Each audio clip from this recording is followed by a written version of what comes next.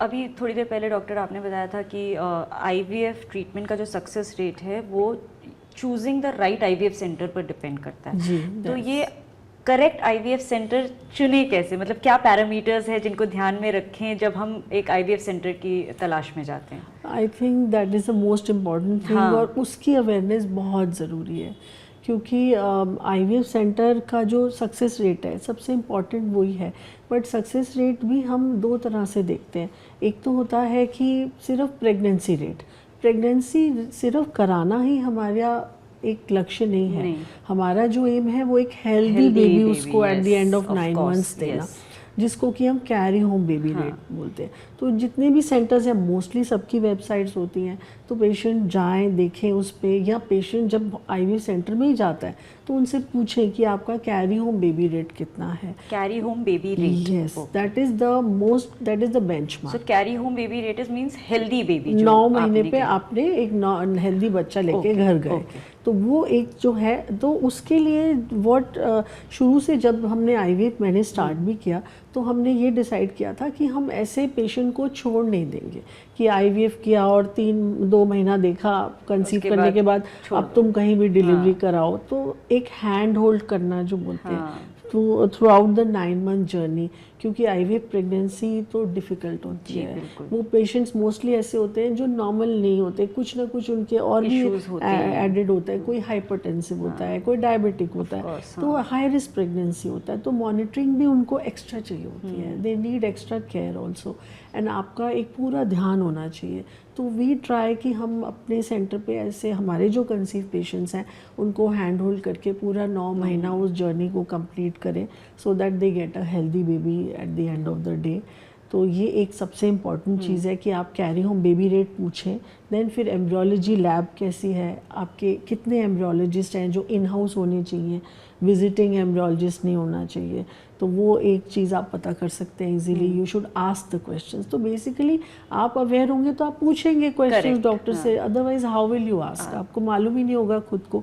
तो आप एम्ब्रियोलॉजिस्ट के बारे में ज़रूर पूछें कि इन हाउस है कि नहीं है, कितने एम्ब्रियोलॉजिस्ट हैं।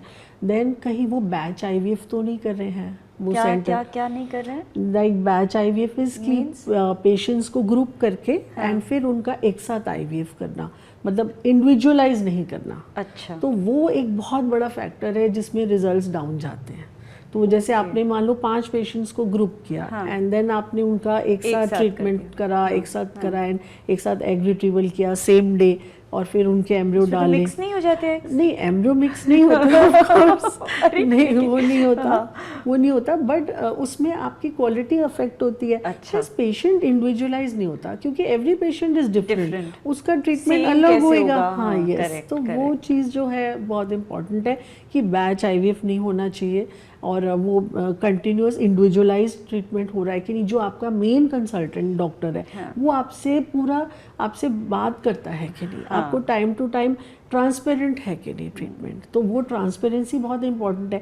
आज मेरा एग रिट्रीवल है, कितने एग्स एक्सपेक्टेड हैं, कितने एग्स मिले, तो वो जो मेन कंसल्टेंट है उनको बात करना चाहिए। तो मतलब जो क्वेश्चंस मन में आ रहे हैं उन्हें दबाओ नहीं, सब पूछो जाके। बिल्कुल, be aware. Yes, be awareness is the key to that. तो ये एक तो लैब आपकी होनी चाहिए, देन आपका इंडिविजुअलाइज ट्रीटमेंट, और डॉक्टर आपसे पर्सनली बात कर रहे हैं, तो ये प्लस फिर आगे की केयर है कि नहीं। ऐसा नहीं कि आईवीएफ किया और प्रेगनेंसी पॉजिटिव आई और फिर आपको छोड़ दिया।